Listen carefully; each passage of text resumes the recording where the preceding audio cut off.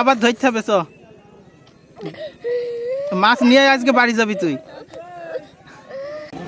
আজ আনন্দ আর উৎসবের দিন এই চুয়াডাঙ্গা জেলার দর্শনার শৈলমারি বিল এলাকার মানুষজন আজ উৎসব মুখর পরিবেশে মাছ ধরছে।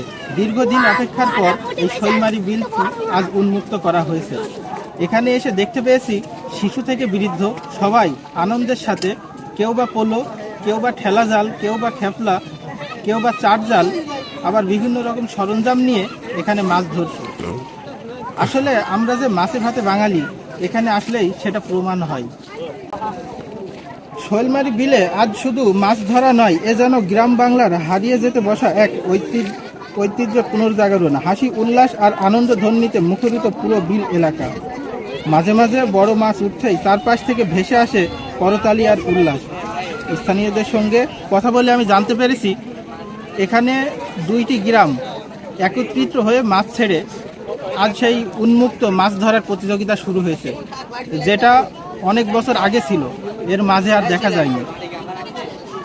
শিশুদের চোখে আজ আলাদা এক আনন্দ, কখনো বাবার জালে সাহায্য করছে, কখনো পানিতে নেমে ছোট মাছ ধরার চেষ্টা করছে। এই দৃশ্য যেন নতুন প্রজন্মকে শেখাচ্ছে মাটি, পানি আর প্রকৃতির সঙ্গে বেঁচে থাকার গল্প।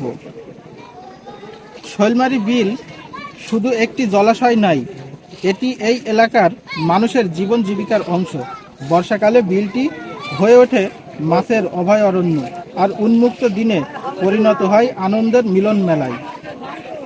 আজকের এই দৃশ্য আবারও প্রমাণ করে মাছ শুধু খাওয়ার জন্য নয়, মাছ বাঙালির সংস্কৃতির একটা অংশ।